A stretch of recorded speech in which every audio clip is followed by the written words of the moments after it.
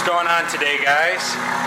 It's Tuesday, and we're about to take our shop back to Omega, or we're about to take our car back to Omega, the shop, so they can put on the gas tank, they can retap my oil pan and put back on the oil pan with another gasket.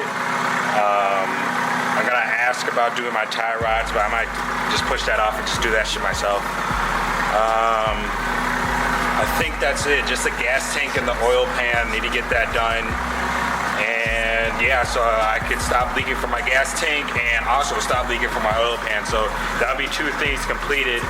I've been talking to Mikey, also known as Mikey Spec, on dynoing my car.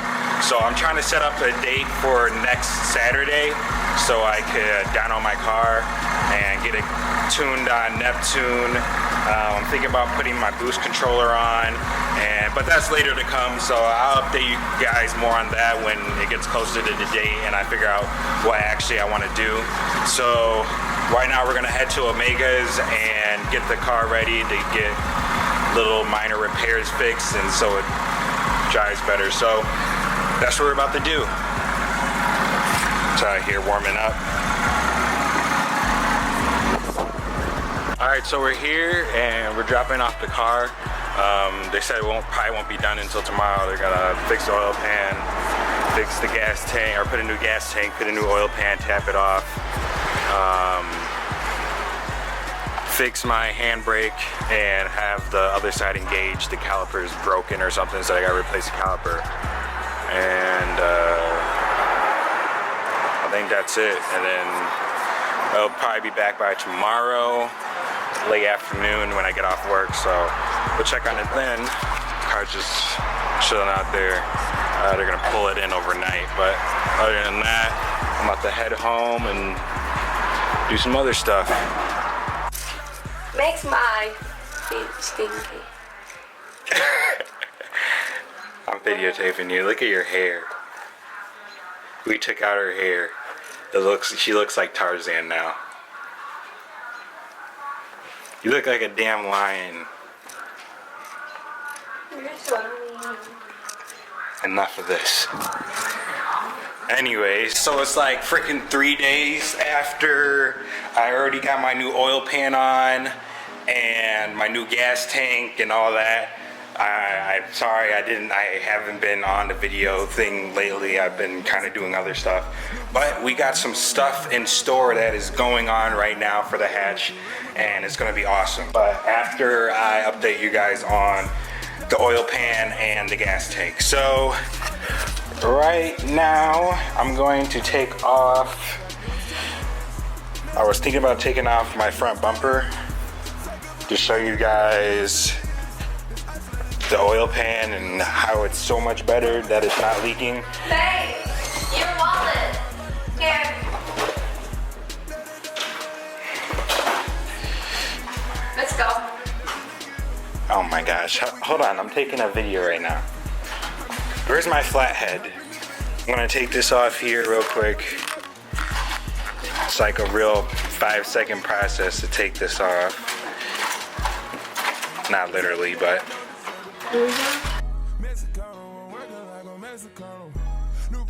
we're back to my oil pan and how it got fixed here.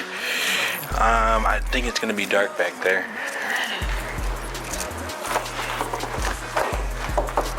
So we're gonna unwrap this light.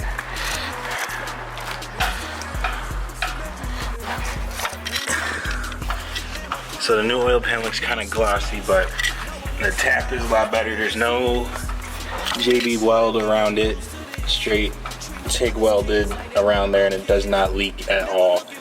So that's that on the oil pan. No more oil leaks, no more oil burning. So now I don't have to check my oil every time before I drive, which is awesome. Oh, no. Oh my God. If you guys are single, stay single.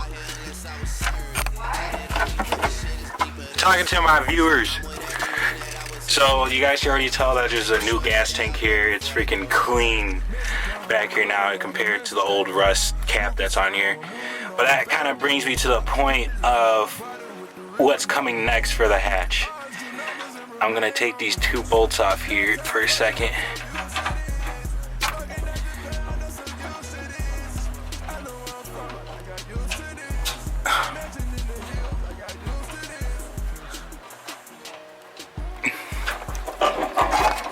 As you guys can see, there is no fuel pump here.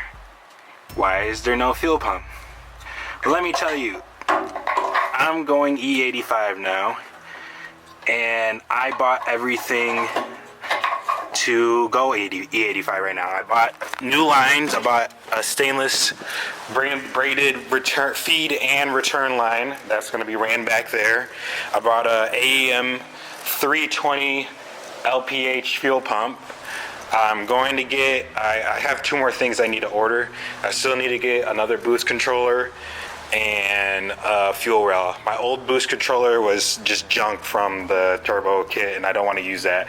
So I'm gonna buy a different boost controller and AM fuel rail.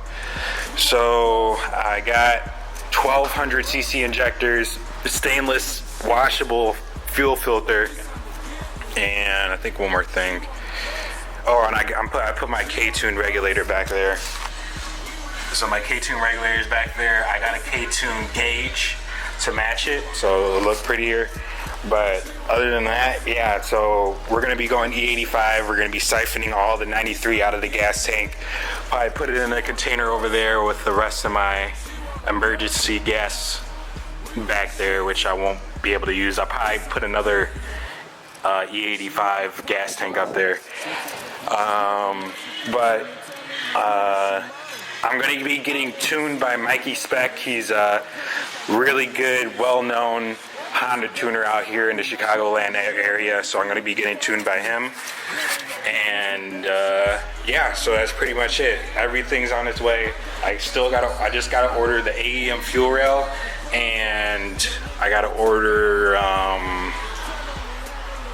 the boost controller. So AM fuel or boost controller, everything else is bought and shipping and on its way. So hopefully we can get this done by the beginning or middle of the week. Today is Sunday, so Monday I'm supposed to be getting most of my parts. Little stuff like what is coming, the fuel pump and I think the gauge. I'm still waiting on the other important stuff, but it'll be done by the middle of the week. I gotta get towed by Aaron over there to Mikey's shop, and then this thing will be getting tuned, so you guys will be there every step of the way, and we'll get this done. All right, let's do it.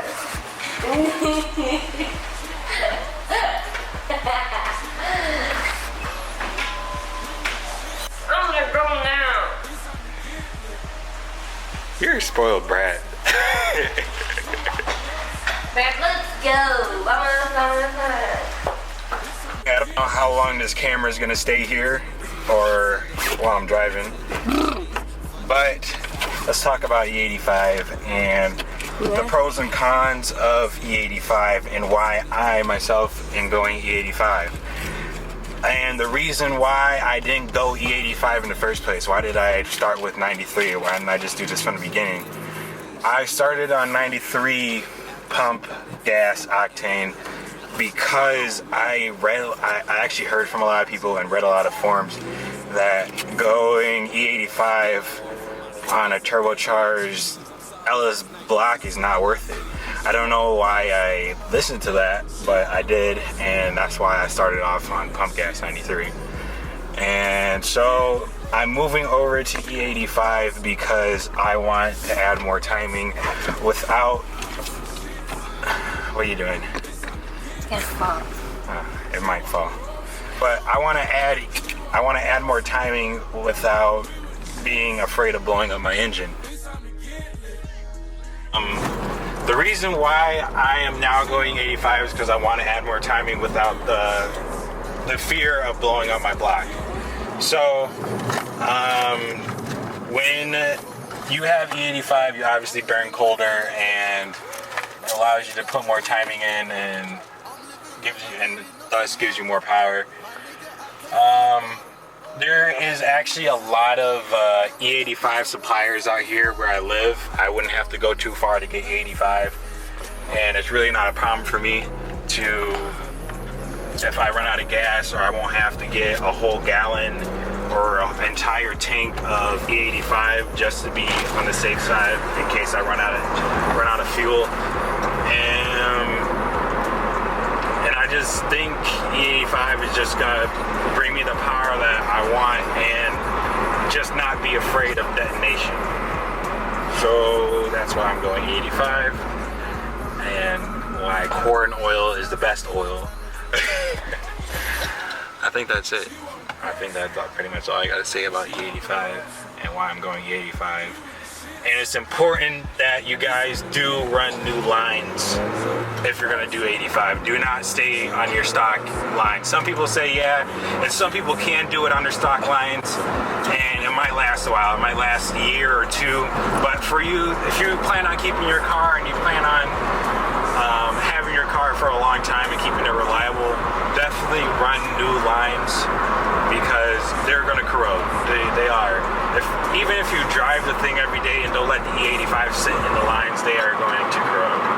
And it's just the very corrosive chemicals in the E85, so it's important that you run the proper graded lines so that they don't corrode. What do you think this is, babe? I told you. What? Ice cream machine. Mexicano, working like a Mexicano.